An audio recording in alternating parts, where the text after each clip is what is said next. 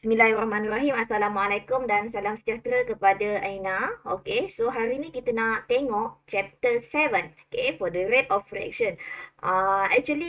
Dalam I punya channel tak ada lagi bab ni. So, today baru nak buat bersama dengan Aina.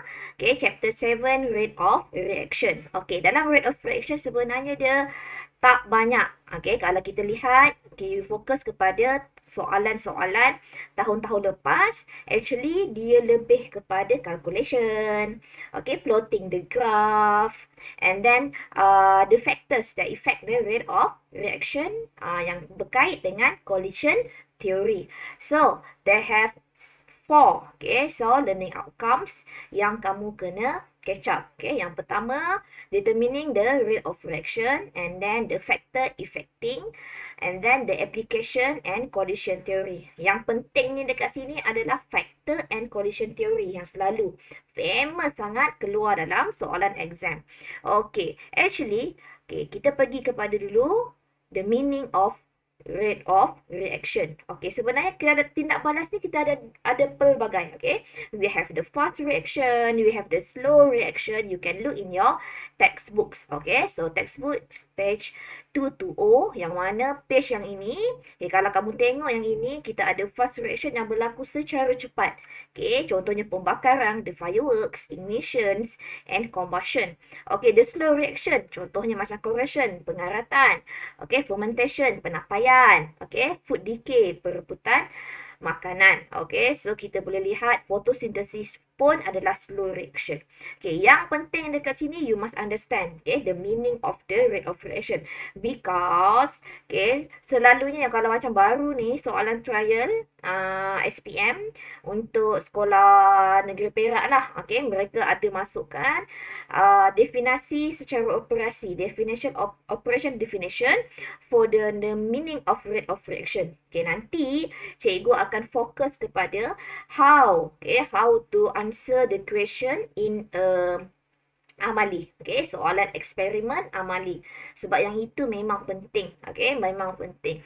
Okay, sebenarnya tak perlu pun kita nak buat amali tu sangat. Tapi yang penting cara nak jawab. Okay, contohnya, how you can answer the hypothesis, variables, inference, definisi, operational definition, how to tabulate the data, okay, the relationship, semua itu akan ditanya.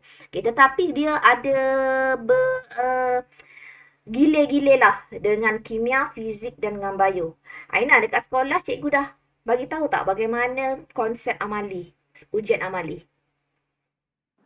Tak lagi. So nanti cikgu akan fokus kepada ujian amali ya. Okay, so hari ni kita nak belajar the rate of reaction. What the meaning of rate of reaction?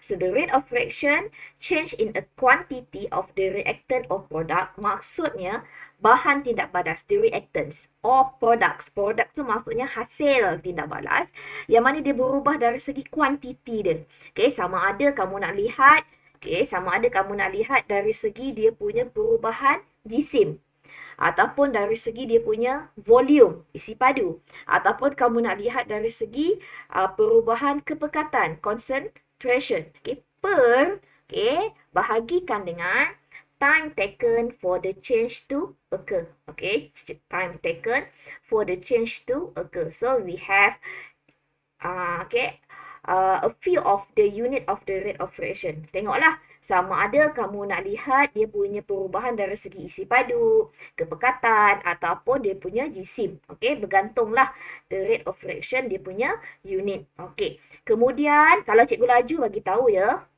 Okay, how? Okay, how you can determine? Okay, determine the rate of reaction. Okay, yang pertama kamu kena lihat, okay, sama ada the formation of the precipitate. Okay, formation of precipitate. So, formation of the precipitate here, kalau lihat, ada tak nampak dia punya mendakan yang terbentuk? Mendakan apa? Mendakan biru ke, putih ke? Itulah kadar tindak balas dilihat. Okay, and then for the others is the decrease of the mass of the reactant. Okay, kalau kamu lihat, oh, daripada mass dia akan semakin berkurang. Sama ada dia akan semakin, okay, contohnya for the reaction between acid nitric and limestone. Okay, acid nitric and limestone. So, kalau lihat kepada tindak balas ni, kita nak lihat, okay, kalsium karbonat. So, kalsium karbonat bila dia tindak balas dengan acid, okay, dia tindak balas dengan acid, will react with the acid. So, calcium here will react with the nitrate. So, dia akan produce calcium nitrate. So, which one yang kamu tahu calcium nitrate is a one of the salt? Okay. Yang mana kita nak lihat calcium karbonat ni nanti dia ada mass yang akan ditetapkan. So, kita nak lihat sama ada mass dia akan berubah ataupun tidak. Okay. The mass of the calcium carbonate yang mana limestone ke sini, kita nak lihat berubah ke, bertambah ke, berkurang ke. So, kita nak tengoklah ya formation of the salt. Okay. Kemudian kita nak lihat apakah pembentukan salt dia. Okay. Kemudian kita nak lihat pula, okay, sama ada the increasing in a volume of gas. Tapi kalau yang tadi tu, dia mestilah confirm dia akan decrease. Okay. Decrease in the mass of the reactant. Maksudnya calcium carbonate, okay, mass dia akan semakin berkurang. Okay. Sama ada, okay, dia akan berkurang. Okay. Kemudian kita lihat daripada penambahan, increase in volume of gas. Okay. Penambahan dalam isi padu gas. Increase in volume of gas. Okay. Kalau kita lihat dekat sini, okay, this is the reaction between, sebab itu pentingnya kita membuat persamaan. Kenapa cikgu? Sebab kalau kamu buat persamaan, you must know the product form. So, Aina, boleh tak sama-sama dengan cikgu? MgCl2, Mg, when react with the hydrochloric acid, the product is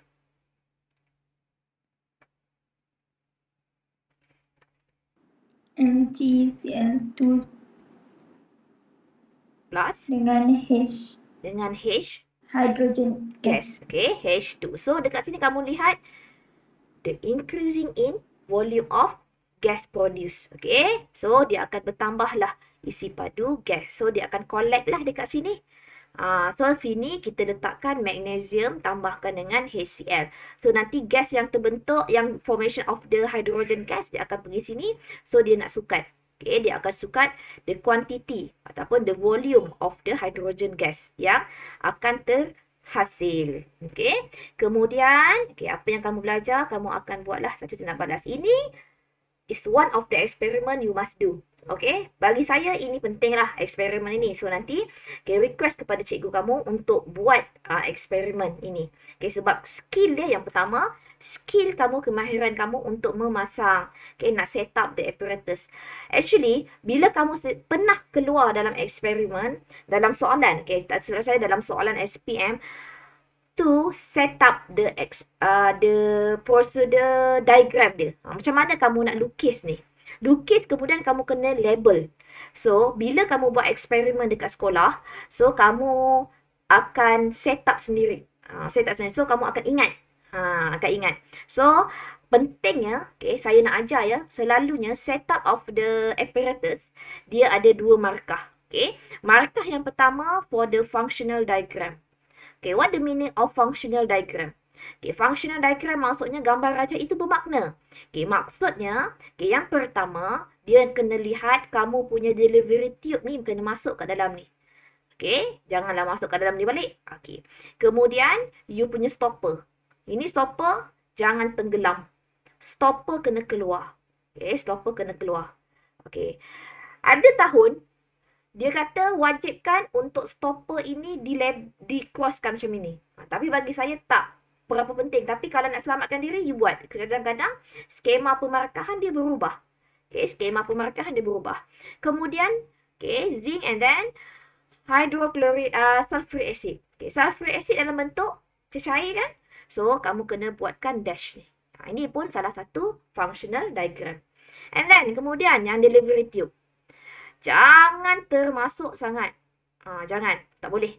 Dia kena at the surface. Sini saja. Macam gambar buku teks saja. Okay. And then, yang ini kamu kena letakkan dash-dash. Okay. Yang ini. Lagi satu yang ni. Lagi satu yang ini. Tak boleh. Kena buat clamp. Okay, kena buat clamp. Kalau kamu tak buat clamp, tak adalah markah, satu markah untuk functional diagram. Okay, kenapa? Sebab burette tak boleh duduk seorang-seorang. Dia kena pegang. Pegang dengan apa? Pegang dengan clamp. Okay, pegang dengan clamp. And then kat dalam ni kena letakkan air lah. Okay, letakkan air. Okay, Aina kat sekolah ada buat eksperimen ni tak? Tak ada. Request dengan cikgu untuk buat. InsyaAllah. Okay, kalau kamu request, insyaAllah cikgu kamu akan follow lah. Okay, sebab yang ini agak penting lah. Okay, kalau tak buat pun Aina kena practice lah macam mana nak lukis. Sebab pernah keluar. Okay, pernah keluar dalam SPM. Okay, pernah keluar for the bahagian C. Section C, essay question. Okay, ini untuk functional diagram. Okay, and then for the others, okay, 1 mark lagi kita nak buat untuk label. Pastikan ingat ya. Label. Apa label yang penting? Label yang penting pertama sulfuric acid, zinc. Okay. And then water. Okay. Kemudian yang lain-lain ni pun you pun kena buat. Tapi yang pentingnya inilah kena ada bahannya ni. Bahan dia. Okay. Kemudian okay, dapatlah kamu 2 markah. Okay. Kena tahu ya. Mana-manalah lukisan dia suruh kamu melukis setup of the apparatus 2 markah. Okay, mesti dia akan bagi 2 markah. Okey, kemudian kamu akan buatlah. Okey, kamu kena kirakan volume of the gas produced when the what is this? Okay, zinc react with the sulfuric acid. So, it will produce hydrogen gas. So, actually dekat sini hydrogen gas akan terbentuk. Okey. Selalunya yang ini pun tak payah pun tak penting, yang ini pun tak penting sebenarnya. Tapi kalau nak tu tapi saya rasa yang ini tak payah pun tak apa. Resin, conical flask. Okay. Kalau buat, tak ada masalah. Okay. Tapi kalau nak selamat, buatlah. Sebab skema pemarkahan setiap tahun berbeza. Cikgu tak boleh cakap, tak boleh. Ini tak boleh. Tak boleh. Cikgu tak boleh cakap situ. Sebab cikgu, kena bagi kamu, kalau boleh buat penuh.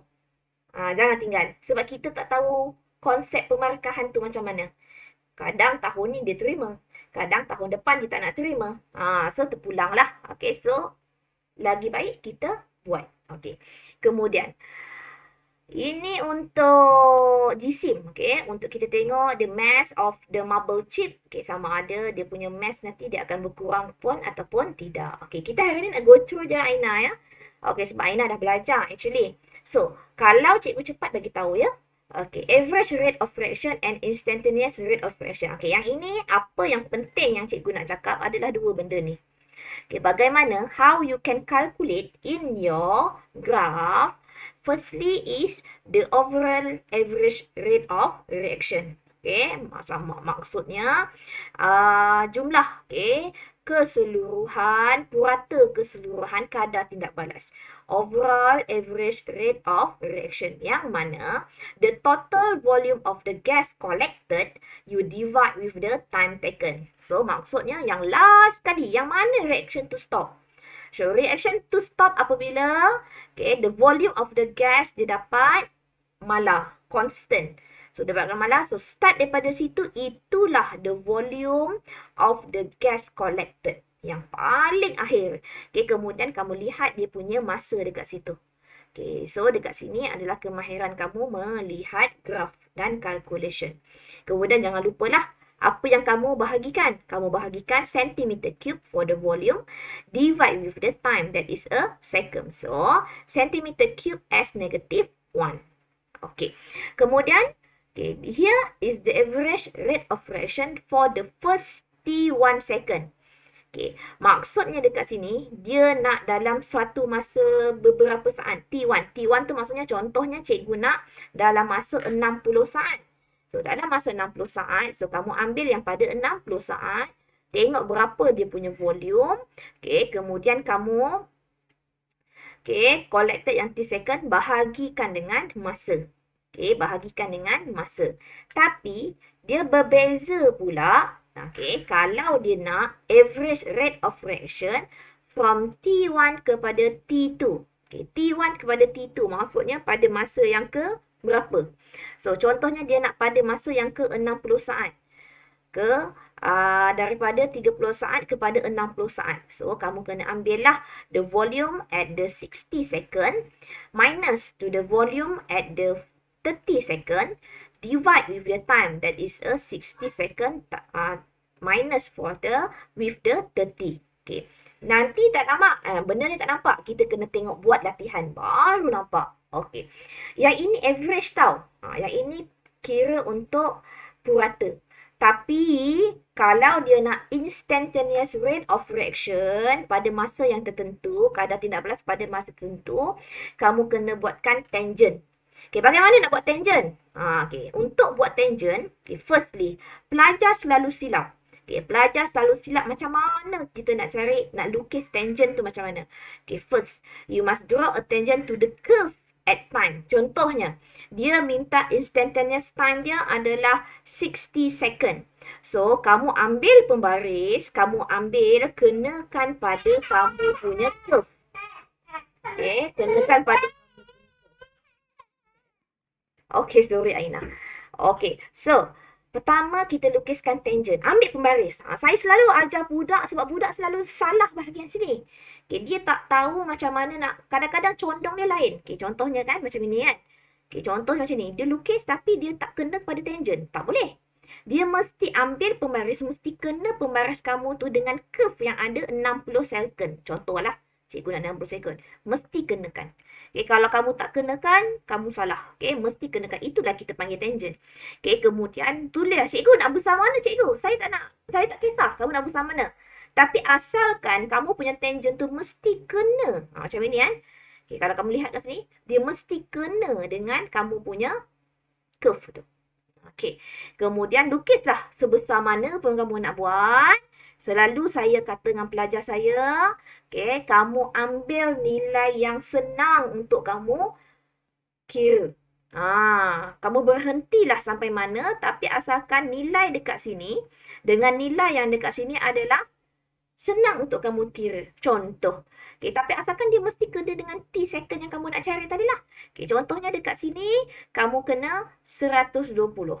Dekat sini, kamu dapat 90. Janganlah pula kamu ambil, okay, contoh pelajar dia selalu dia nak susahkan diri dia. Okay, dia ambil benda yang susah. Cikgu, saya tak tahulah nak kira ni 91.5 ke point-point. Tak nak. Kalau boleh, kamu ambil yang mana memang dah ada dia punya julat dekat sini. Ataupun yang senang untuk kamu tahu. Okay, berapa dia punya nilai. Pelajar dia selalu silap macam itu. Dia nak susahkan diri dia. Saya tak suka. Saya tak suka pelajar susahkan diri dia sendiri. So, kamu kena cari nilai yang senang untuk kamu buat. Kita kena buat latihan, baru kita akan nampak lah. Okay, so kemudian yang ini pun sama. Okay, ambil nilai yang senang. Sebab itu kenapa dia terus kepada, kalau kamu perasan yang ini, dia terus kepada kosong. Kenapa? Sebab dekat sini dah tahu dah. Nilai untuk dia punya X sini kosong. Hanya Y sahaja ada nilai. Okay. So, dia nampak dah dekat sini lah. So, senang dah dia nak cari. Okay. Kemudian, you must calculate the gradient. Okay. Macam mana nak buat gradient? Yang mana V2, yang ini, minus V1 divide with the T2 minus with the T1. Okay.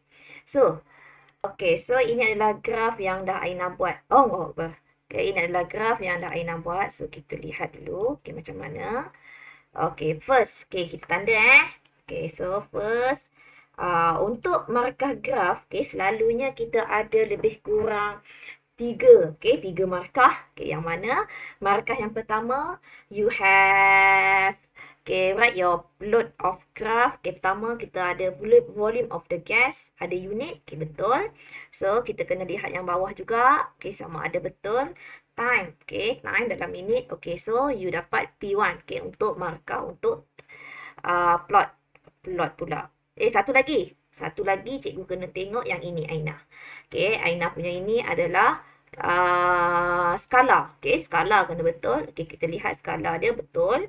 Okay, kemudian skala paksi Y pun, okay, betul. So, baru Aina akan dapat P1. Okay, P2, okay, P2 adalah markah untuk plot. Okay, markah untuk plot, kalau kita lihat plot dekat sini, okay, yang ini betul.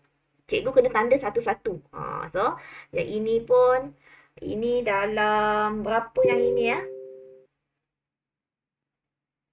16 ya Aina? Mana cikgu punya markah?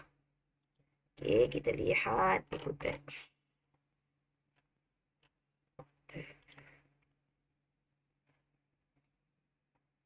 13.5, 22.0. Nanti Aina bacakan untuk cikgu. 13.5. Okey, yang ini 13.5.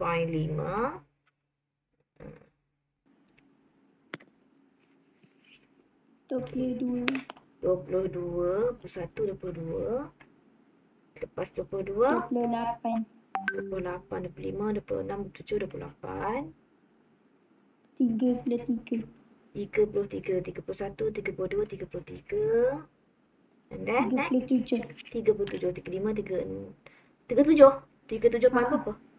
Poin kosong. Poin kosong. 35, 36, 37. Tapi Aina letak kat tengah sini kan? Ni. Oh. Kan Aina? Tak cikgu salah? Betul lah. Okay, so yang itu satu dah graf. Tu cikgu tak nak tengok yang lain. So, tak dapat markah untuk P2 lah. Macam itu. Okay, so nanti cikgu akan kena lihat satu-satulah.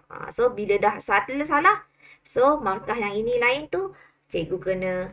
So, yang ini, yang lain tu. Okay, Aina. Yang next lah Aina. Lepas 37 tadi apa? 40? 40.5. 40.5 betul. Next. 43. 43. 45. 45? 47. 45. Yang ini 45? For the... Astaghfirullahalazim. Salah dah Aina. Oi. Dua salah. Nasib baik cikgu Ziana nak checkkan satu-satu. Okay, next Aina. Lepas 45? 47. 47. 45. 46. 47. Lepas tu 48. Ini bukan 49 ke sini? Lepas tu? 49. 50. 50. So, yang nombor sebelum 50 tu 49. Okay, yang itu betul. Yang ini betul. Sebelum lagi 49? 48. 48, 45, 46, 47, 48. Yang satu lagi? 47. 47, 45, 46, 47. Ini betul Aina. 47. Apa yang kamu tertinggal Aina? 45 kamu tertinggal Oh. Ni dekat 4.0 tu. So satu benda tertinggal. So P2. Okay. Kemudian untuk graf. Okay, Aina, apa salah Aina lagi dalam graf ni? Tak, garis bawah tu. Okay sayang, tak garis bawah. Okay, so gariskan bawah ni ya. Okay, cikgu tak cantik lah buat tapi kamu kena buat lah. Okay, so betulkan yang tadi ni, betulkan yang tadi ni. Okay, betulkan sekarang. For the first minute. Okay, for the first minute. Apa jawapan Aina? 22 cm cube minute negative 1. Good, betul. B, 2B. For the fifth minute. 3 cm cube minute negative 1. Good. For the whole reaction. 8.33 cm cube minute negative 1. Cube minute negative 1. 8.33 centimeter cube minute negative 1. Okay. Number 3. Calculate the rate of reaction. Aina dah buat ke? Belum. Belum. Okay. Yang ini tahu tak nak buat macam mana? Tak. Tak. Okay. So, Aina punya graf macam tadi. So, yang ini graf Aina kan? Ini bukan graf Aina. Ini graf cikgu. Okay. Aina buat yang ini. Mana Aina punya graf tadi. So, yang pertama dia nak 1.5 minute. Okay. Dia nak 1.5 minutes. So, Aina kena buatkan tangent. Okay. Okay. Macam mana nak buat tangent? Okay. Macam mana cikgu ajar tadi? Okay. Where you punya 1.5 minute. Yang ini kan? So, kau drag kat sini sampai sini. Okay. So, kamu punya kat sini. Ambil pembaris. Okay, ambil pembaris. Kemudian Aina kena dapatkan yang ini. Dia punya ni. Okay, jap. Cikgu nak kena buka guna whiteboard.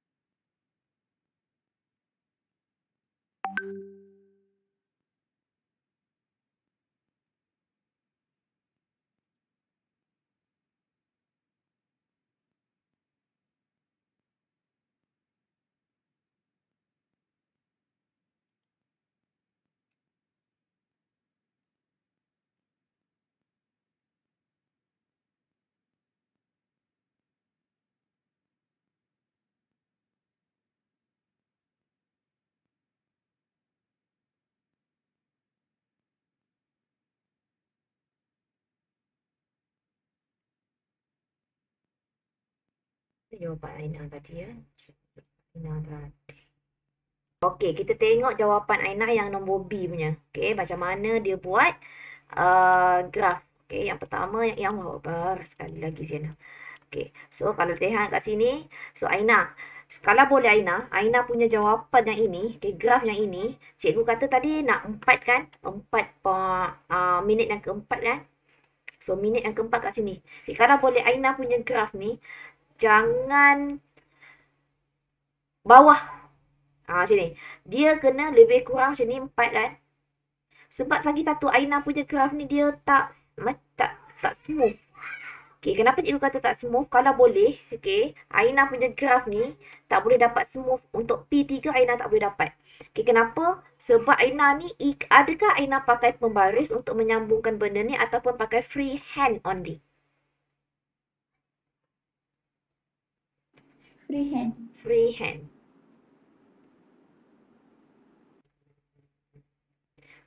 Selalunya kan, dia tak payah kau nak ikut semua kau punya titik yang kau tak kena tu. Kalau dia tak terkena, kau biarkan je. Macam ni kan, sepatutnya dia punya graf dia akan jadi macam ini. Dia akan jadi, dia tak terkena sikit pun tak apa. Macam ni kan, yang ini tak terkena sangat. Dia kena smooth. Smooth tu maksudnya, kamu ambil pembaris kamu bengkokkan ataupun ada beli yang untuk buat ogif tu. Ada yang, apa nama pembarisnya tu, Aina? Alamak, dia untuk buat ogif. Untuk buat ogif yang ini, dia tak nak bagi macam Aina buat yang ni. Macam Aina buat ni, kalau kita kecilkan Okay, dah cantik yang ini. Tapi bahagian sini ni. Okay, yang ini. So, kena ataupun mungkin sebab Aina punya bentuk graf lah ni. Okay, skala Aina terlalu besar. Sebab kalau ikut kepada buku teks ni, dia punya skala 10, 20, 30, 40, 50. Tapi Aina punya graf ni, Aina buat tadi mana? 5 ya? Selang 5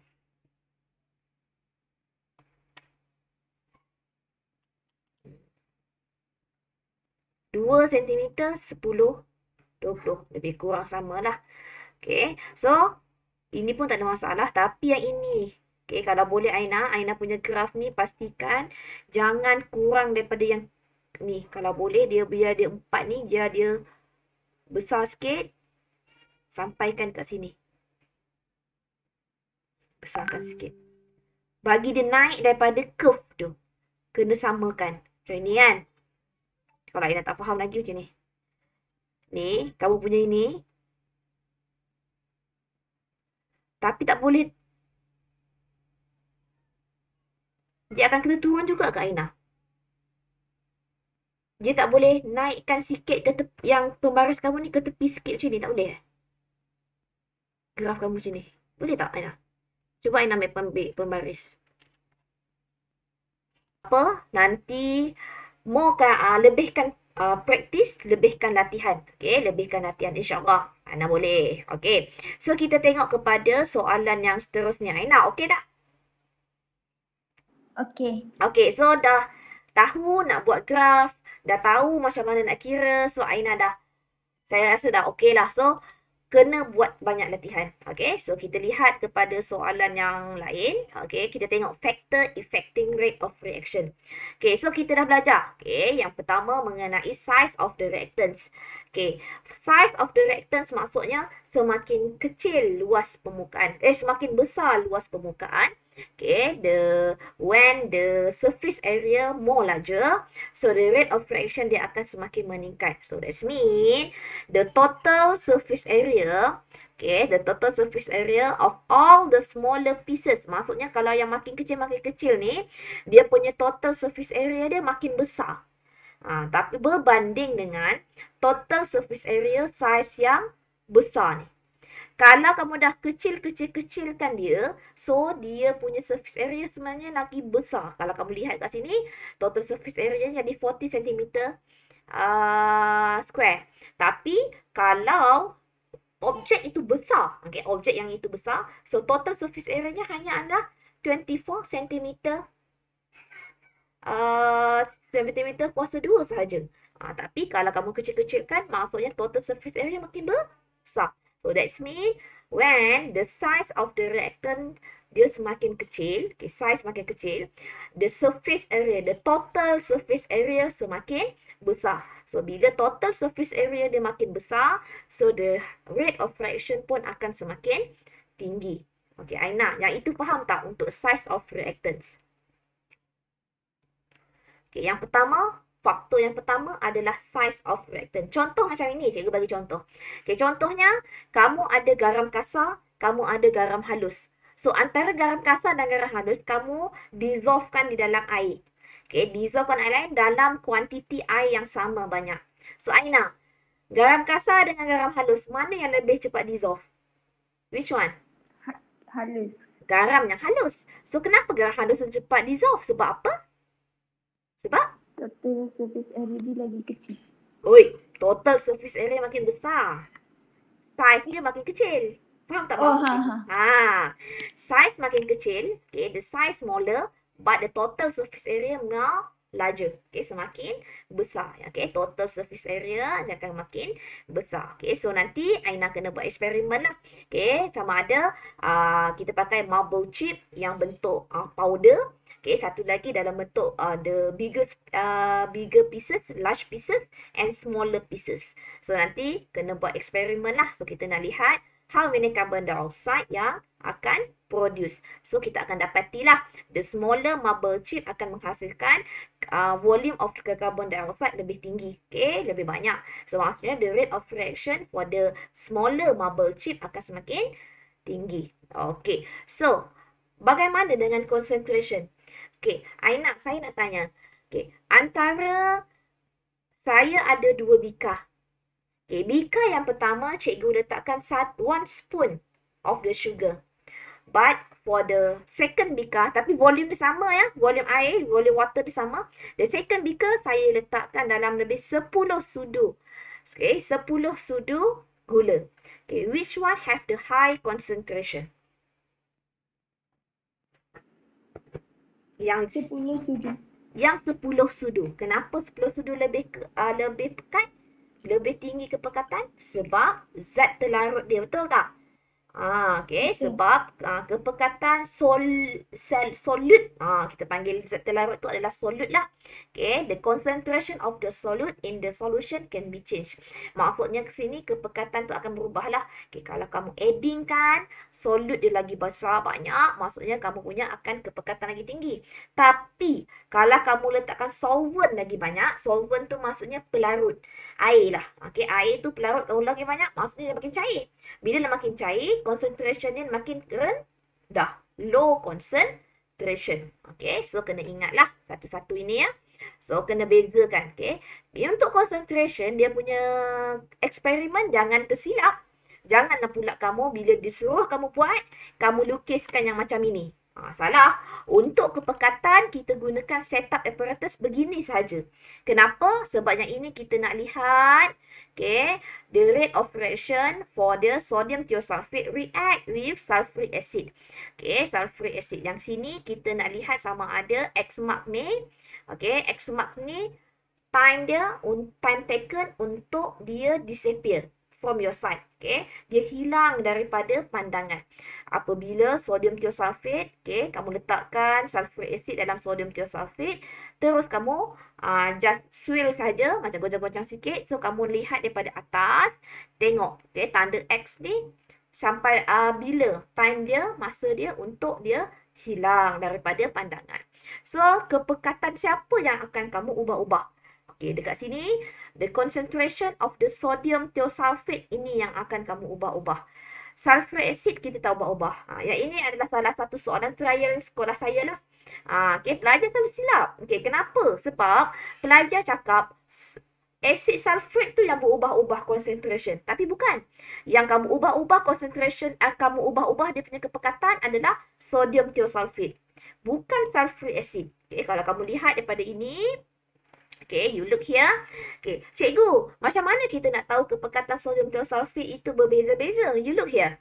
Okay, nampak tak Aina? Yang pertama, cikgu hanya letakkan 45 cm padu sahaja, 0.2 molar untuk sodium thiosulfate.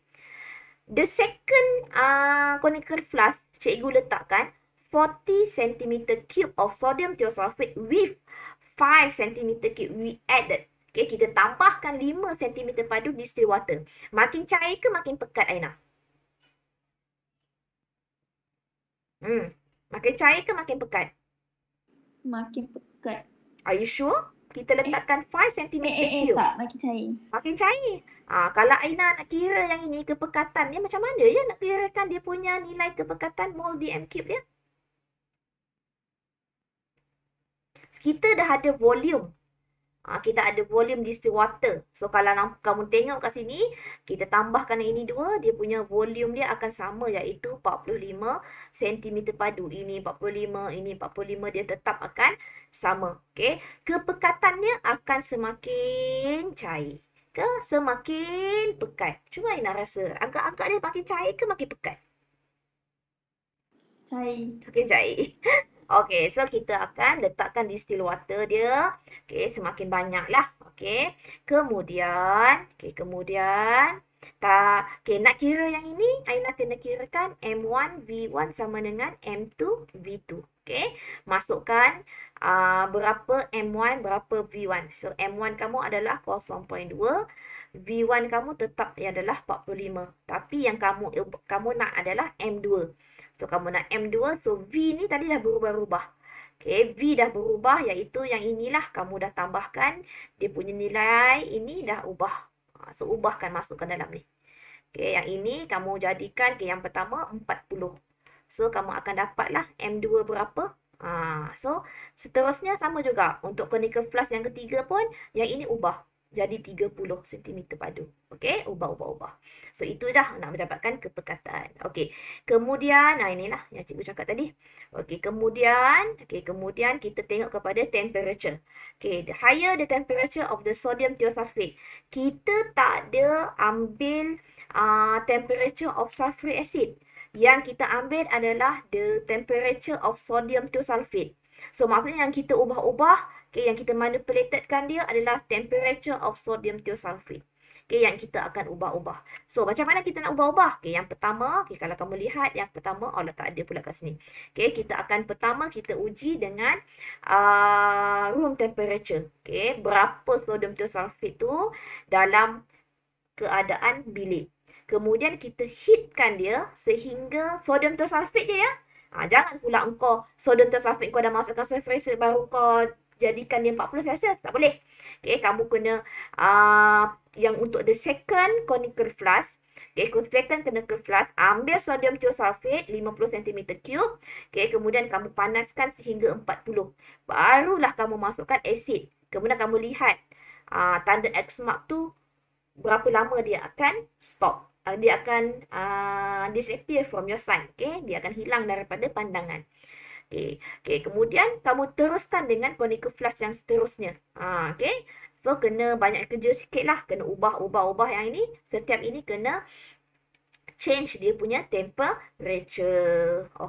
So, semakin panas. Maksudnya bila 55 ni, maksudnya dia punya suhu akan jadi semakin panas. So, maksudnya rate of reaction dia akan semakin tinggi lah. Kemudian kamu akan buat presence of the catalyst. Kehadiran mangkin. Yang mana kehadiran mangkin dia akan mengubah Okay, kadar tindak balas yang mana dia akan increasekan the presence of the catalyst, increase the rate of reaction. Okay, macam ini, eksperimen ini kita gunakan mangan 4 oxide powder, okay, sebagai dia punya katalis. Okay, yang ini adalah sebagai dia punya katalis. Okay, kemudian kamu akan satu lagi, jangan letakkan mangan 4 oxide. So, kita nak lihatlah, okay, berapa lama dia akan bertindak balas. Okay, kemudian itulah yang kamu belajar. Okay, apa yang kamu belajar? Yang first, when the concentration of the reactants. Kamu kena cakap ya, reactants apa? Okay, when the concentration of reactants increase, so the rate of reaction will increase. Maksudnya kepekatan semakin meningkat, kadar tindak balas pun akan semakin meningkat. Size of the solid reactant. Apa solid reactant yang kamu gunakan? Okay, size of solid reactant, contohnya macam tadi pakai calcium carbonate. Size of the solid calcium carbonate decrease. Maksudnya semakin kecil. Okay, the rate of reaction pun akan semakin meningkat. So yang ini terbaliklah. Dia songsang. Okay, when yang ini pula, apabila temperature itu meningkat, when the temperature is increased, then the rate of reaction will increase. Kemudian, presence of the catalyst. Catalyst bila wujud sahaja, so the rate of reaction pun akan semakin meningkat. Okey, kemudian inilah soalan yang ditanya. Okay. Kamu tengok yang ini. Okay, soalan yang ini. Okay, soalan yang ini. The reactive metal such as potassium, okay, react with the water to release the hydrogen gas. Ini adalah salah satu soalan kebat lah. Okay, 2 experiments are carried out. Okay, to determine the rate of reaction between 0.7 gram of calcium and a water. So, dia nak tindak balaskan kalsium dengan air at a different temperature. Dekat suhu yang berbeza. Experiment 1 is carried out at room temperature. In experiment 2, the temperature is increased by 10. Okay. Untuk eksperimen yang kedua, dia punya suhu akan ditingkatkan sehingga 10 darjah Celsius. Okay, so what is the total volume of hydrogen gas produced in experiment 2? So, what is the total volume? So, total volume-nya, okay, kalau kamu lihat dekat sini, total volume untuk yang ini adalah 420 Celsius. So, the total volume at the experiment 2 is 420.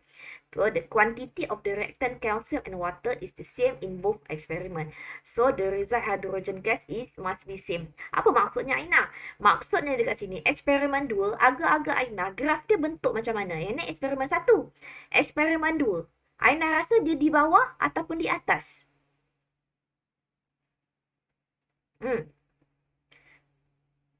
Ataupun dia bentuk macam ini?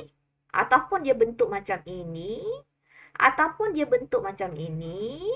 Yang mana satu Aina? Aina nak pilih cikgu yang nombor 1 ke, nombor 2 ke, nombor 3? Bentuk mana satu Aina? Aina agak-agak. Untuk eksperimen yang kedua. Bentuk nombor 1 ke? Bentuk nombor 2 ke? Bentuk nombor 3? 2 kot. 2 kot. Kenapa Aina kata 2 kot? Faham tak maksudnya yang A ni? Dia kata total volume gas produced. Okay, saya suruh explainkan. Okay, kenapa jawapan dia kata 420 juga? Sebab bilangan mol dia tetap sama Aina. Kita tak ada ubah pun bilangan mol. So maksudnya at the end of the experiment, the number of mole of the reactant dia sama. So maksudnya antara 2 dengan 3 lah. Okay, sebab dia cikgu lukis ni sama at the end of experiment. Okay, tapi bila dia kata dekat sini increase by 10, maksudnya rate of reaction dia makin tinggi. Okay, that's mean dia punya reaction dia akan menonjol tepi ni, tapi at the end dia mesti sama. Sebab the total amount of the number of mole dia akan adalah sama. Okay, so jawapannya adalah seperti ini. Okay, seperti ini. So, sebab itulah kenapa the total volume at the end of the experiment adalah sama. Tapi dia punya rate of reaction lagi tinggi. Dia selalu soalan macam ini. Dia suruh kamu lukis, lakarkan, sketch. Okay, sketch the graph. Okay, sketch kan. So, kalau sketch tak perlu kamu nak plot ni berapa. Cikgu ni berapa, macam mana kita nak tahu? Tak payah. Okay, kamu hanya lukiskan satu garis seperti ini. Kemudian pastikan at the end of the experiment yang ini, kamu kena samakan dia. Okay, yang ini Aina faham tak?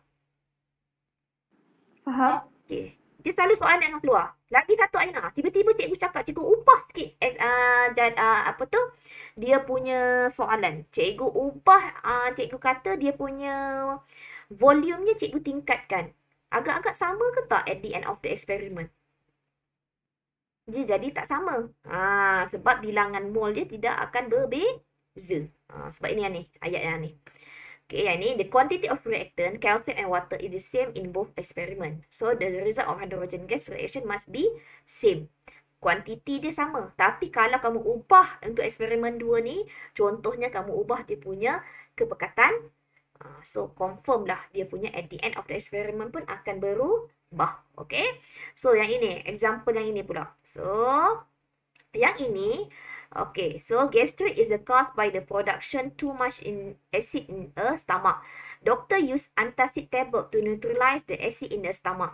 Table 7.7 shows the time taken by each antacid tablet to react completely in excess hydrochloric acid under different conditions. So, kalau kamu lihat dekat sini, so eksperimen 1 sampai 4, volume of hydrochloric acid ni ada berbeza-beza. Yang nombor 3 ni 100 pula dia pakai. Okay, kemudian dia kata concentration untuk acid pun adalah berbeza untuk yang nombor 1. Okay, temperature nombor 1, 2, 3 sama, tapi untuk nombor 4 ni adalah berbeza. So, time taken. So, kalau kamu lihat dekat sini, Aina, saya nak tanya. Between eksperimen 1, 2, 3 dan 4, which one the high rate of reaction? Yang mana satu rate of reaction ni lagi tinggi? Kalau kamu tengok kepada time dia ni. Yang ini dia ambil masa paling lama kan Aina? Ini sama lebih kurang dengan nombor 3. So time taken yang ini, kalau kamu lihat dia punya time taken dia adalah rendah. Maksudnya lagi cepatlah dia bertindak balas. So that's mean eksperimen nombor 4, the rate of reaction dia lagi tinggi. Okay, so kita jawab soalan ni. Okay, soalan ni memang sesuai lah, okay? Sesuai lah untuk kamu jawab, okay? Why the time of reaction is different for experiment 1 and 2? Apa beza eksperimen 1 dengan 2? Aina boleh bagi tahu saya tak? Apa beza? The number of what? The concentration of? Concentration of hydrochloric acid. So, concentration yang 2 molar, dia punya reaction dia adalah lebih cepat. Tinggi. Okay, kadar tindak balas dia lagi tinggi lah. Okay, so dia kata why the time taken? So kamu cakap lah, the concentration experiment 1 use 1 molar HCl, manakala experiment 2 dia guna 2 molar. So the concentration is different dah. Satu markah untuk Aina. Okay, B. Which of the following experiment shows the change in volume hydrochloric acid does not affect the rate of reaction?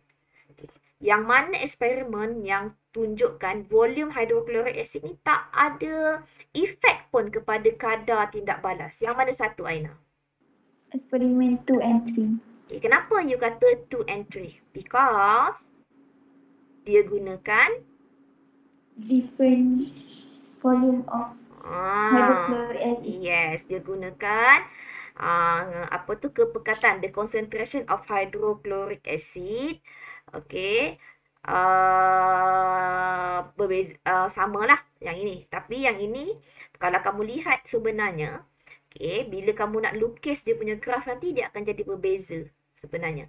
Okay, dekat sini kalau Aina tengok, N sama dengan MV. So, maksudnya 50 kali 2, 100. 100 kali 2, 200. So, maksudnya dia punya, at the end of eksperimen, dia punya eksperimen ini, okay, dia punya kadar dia, okay, satu eksperimen ni contoh macam ini.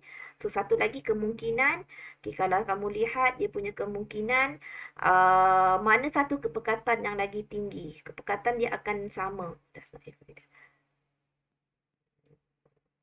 So, dia akan lagi satu, dia akan menaik atas. So, dia tidak akan sama. Eksperimen ini, at the end of the experiment, dia tidak akan sama. Sebab bilangan mol dia adalah berbeza. Okay, kemudian, why is the rate of reaction for experiment 4 higher than experiment 2? Kenapa 4 ni 30 second, tapi yang number 2 60 second? Kenapa Aina? Sebab apa yang berbeza dia? Dia menggunakan Temperature of hydrochloric acid. temperature of hydrochloric acid yang mana lagi higher?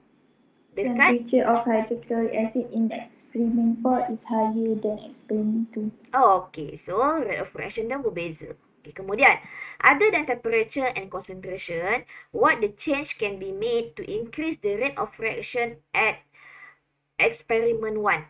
So, macam mana kita nak tambahkan lagi kadar tindak balas pada eksperimen 1? So, yang ini semua kita lihat dulu. Okay, kita lihat dia menggunakan antacid bentuk tablet. Semua ini bentuk tablet. Macam mana kalau kita tak nak gunakan kepekatan, kita tak nak gunakan temperature. So, macam mana doktor tu nak increasekan rate of reaction dia? Dia kena size, betul? Ini dalam bentuk tablet. Tablet dia dalam bentuk pil. So, macam mana dia nak lagi mudahkan, meningkatkan kadar tindak balas dia? Kita kena gunakan apa? Antacid tersebut. So, kita gunakan dalam bentuk smaller pieces. So, kita crushkan tablet tersebut. Kita jadikan pieces yang kecil. Kemudian, dia akan meningkatkan to increase the total surface area. Yang nombor D, Aina faham tak?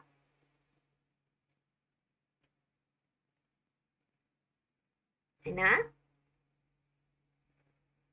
Yang pertama tadi dia kata dia guna tablet dalam bentuk biji. Dia kata macam mana ya kita nak increasekan dia tanpa melibatkan faktor temperature dengan concentration. So, kita ambil satu lagi faktor iaitu kita pakai faktor size. Okay. Kemudian, eksperimen yang ini. Okay. Tak payahlah. Okay. So, nanti Aina cubalah. Okay. Tengok macam mana. Okay. Cuba Aina tengok activity 7.4 ini.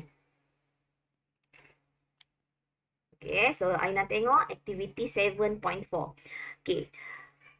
Figure 7.16 show the graph of volume carbon dioxide against time for the two experiment. So, kita ada eksperimen 1 dengan 2. Cuba Aina tengok apa perbezaan eksperimen 1 dengan 2. Okay, kalau kamu tengok eksperimen 1 dengan 2, apa beza dia Aina? Apa beza eksperimen 1 dan 2?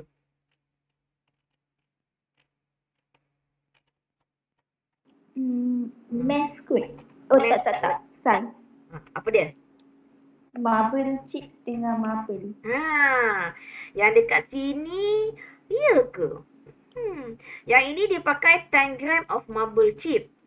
50 cm padu 0.5 mol of hydrochloric acid at room temperature. Beza dengan nombor 2, dia pakai marble calcium carbonate 50 cm3 HCl at room temperature. Suggest 2 ways to carry out the experiment 2. Dia suruh kamu suggestkan, kamu cadangkan. 2 kaedah macam mana kita nak dapatkan lengkuk yang nombor 2 ni. Aina anggap macam mana kita nak buat eksperimen nombor 2 ni. Apa cadangan Aina? Yang pertama, kecilkan size marble. So, jadikan dalam bentuk serbuk. Boleh? Okay, dalam bentuk powder. Okay. Ataupun kita cara kedua agak-agaknya boleh tak kalau kita ubah dia punya suhu. Yang ini dia pakai room temperature. Apa kata yang nombor 2 ni kita pakai the high temperature dan a room temperature. Contoh 50 Celsius. Boleh? Boleh. Dapatlah eksperimen 2. Yang ini selalu dia akan soalan suggest. Okay, cadangkan. Okay, kemudian okay, yang ini. Hydrogen peroxide decompose slowly at room temperature to produce water and oxygen. The decomposition of the hydrogen peroxide can be accelerated by the presence of a catalyst. Okay, yang ni soalan untuk catalyst ya. 3 experiments are carried out to determine the effect of 3 different catalysts. Okay, so the complete the decomposition of the hydrogen peroxide. Okay, so kat sini dia pakai dia punya katalis Okay, katalis, copper oxide, iron. So, ini semua adalah jenis-jenis katalis lah. Write the chemical equation. Okay, write the chemical equation untuk tindak balas decomposition of hydrogen peroxide. So, hydrogen peroxide bila dia dikomposkan, ini untuk soalan A ya.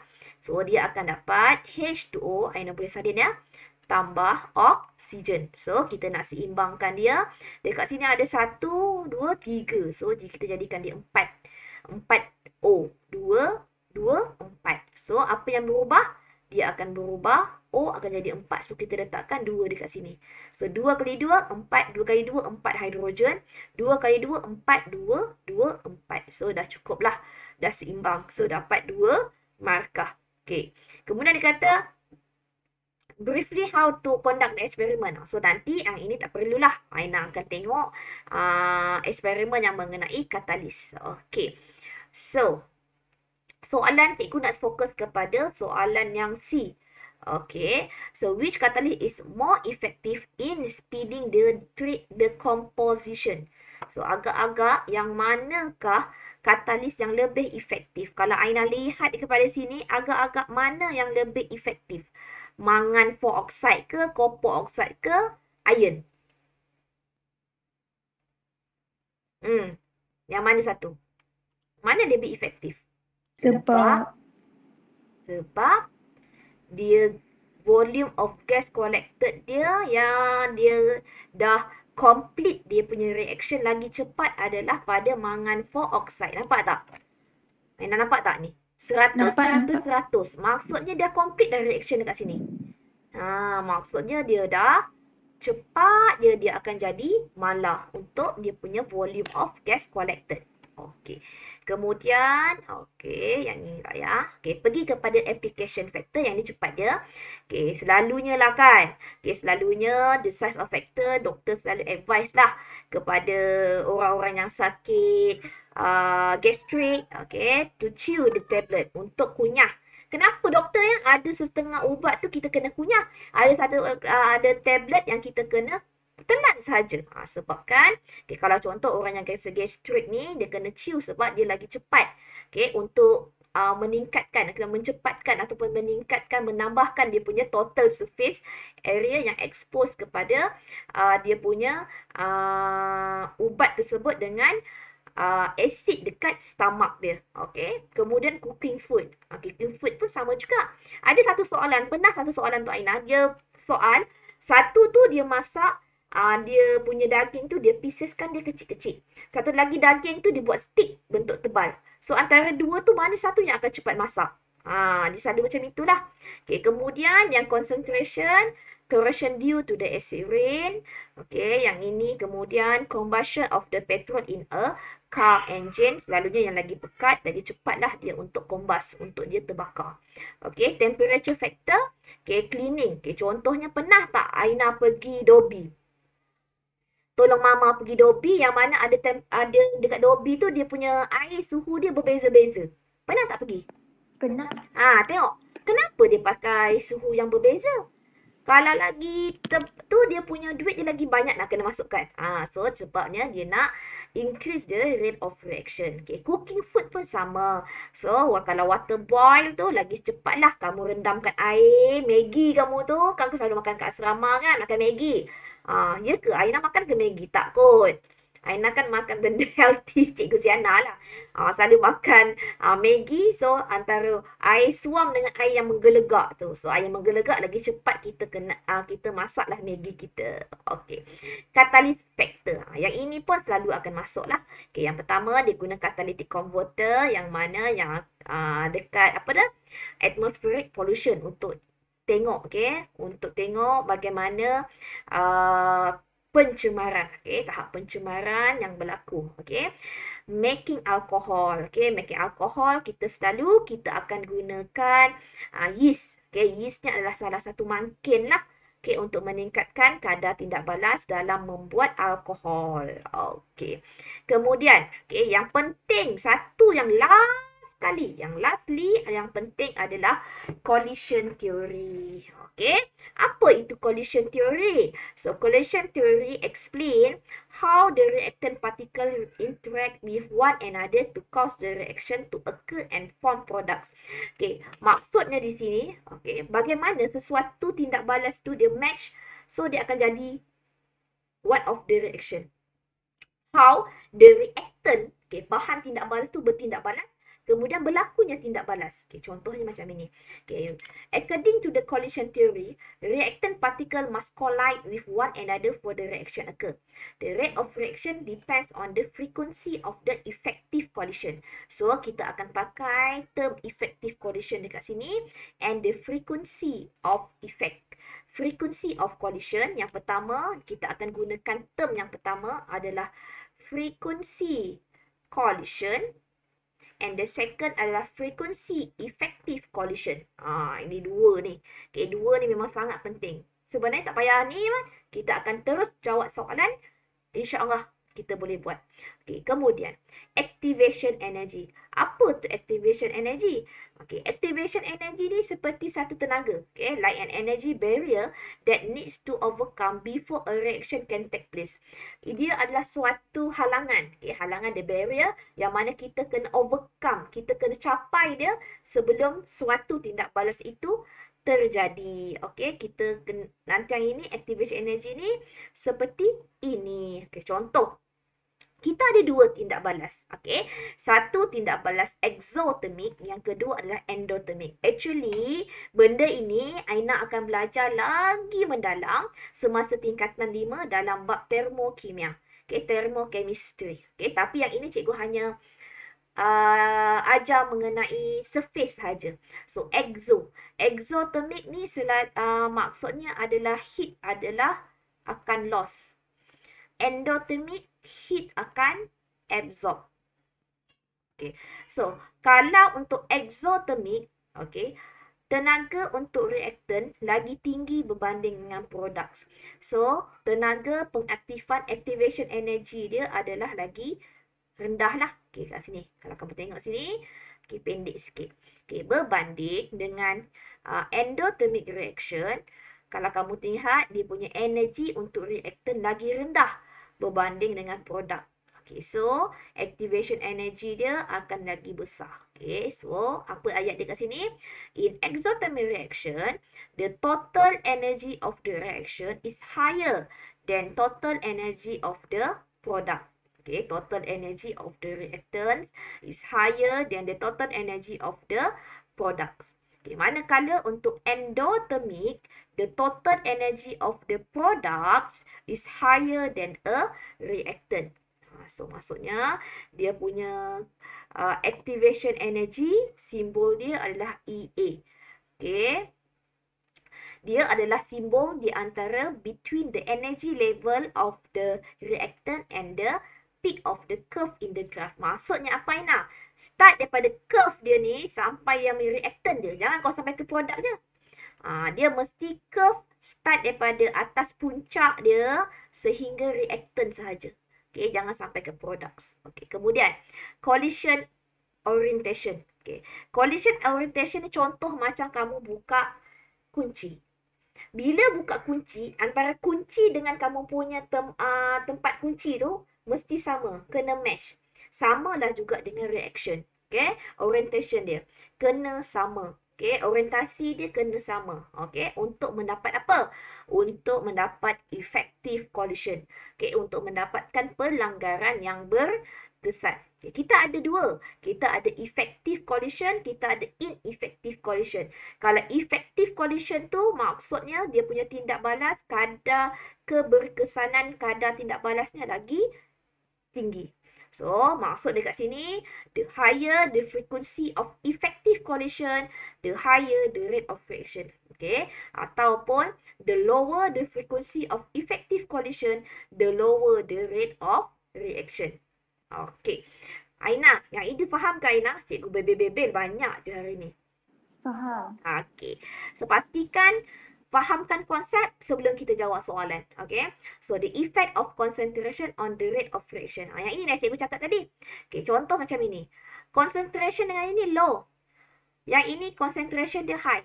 Okay, bila concentration dia low, pelanggaran yang berkesan itu adalah pelanggaran dia semakin kurang lah. Sebab the number of the particles per unit volume ni kecil. Tapi kalau high concentration, particles. Okay, partikel tu maksudnya yang ni. Zarah-zarah ni untuk dia berlanggar di antara satu sama lain makin tinggi. Sebab makin banyak zarah mah. So, bila semakin banyak zarah, so lebih efektif dia punya pelanggaran. More effective. Okay, the high effective collision dia. Sebab itu kat sini dia kata, when the concentration of the reactant particle increase, the number. Aina kena ingat yang point yang ini. Okay, kalau untuk concentration, point kamu yang pertama, the number of particle per unit volume increase. Kemudian Aina kena cakap the frequency of collision between particles increase. And then the frequency of effective.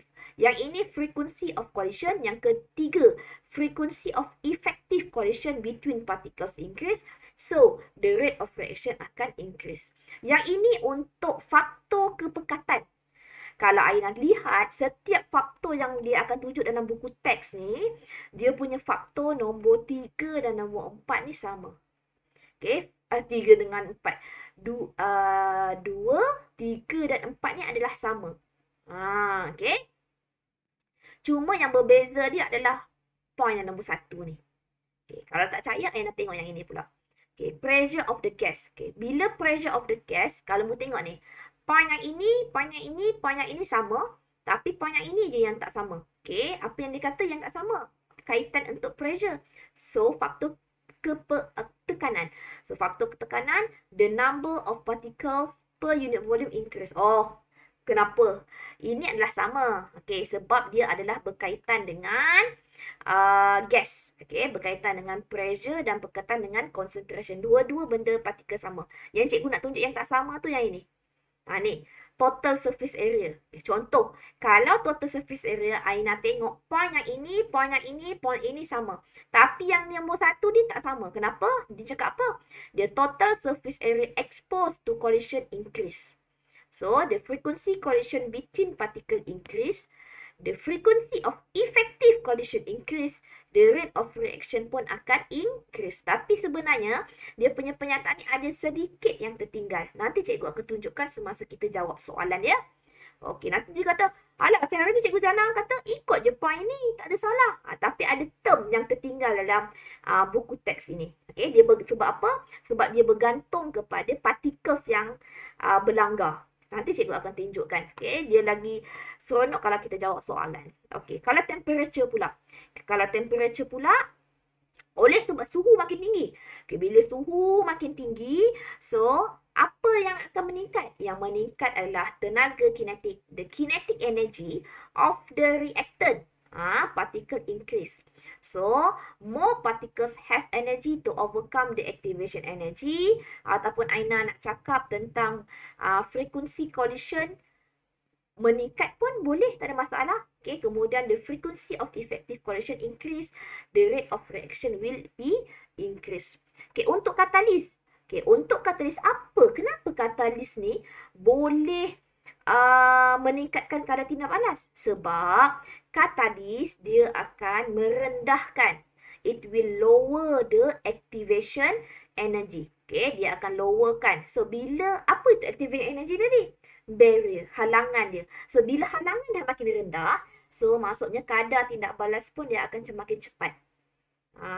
Okay, so yang ini lah dia kata, okay, katalis tu apa fungsi dia? Katalis akan provide an alternative pathway by lowering the activation energy.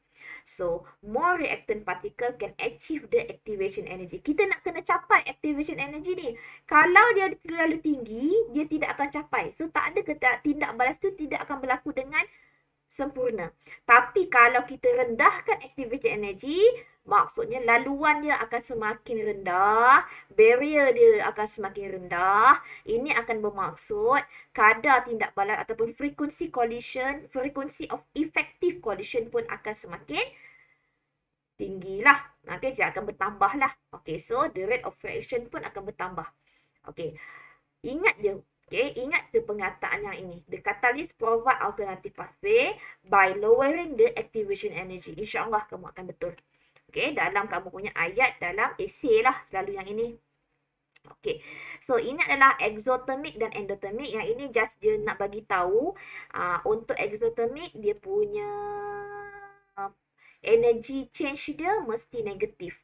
Kalau untuk endothermic, delta H nya mesti positif.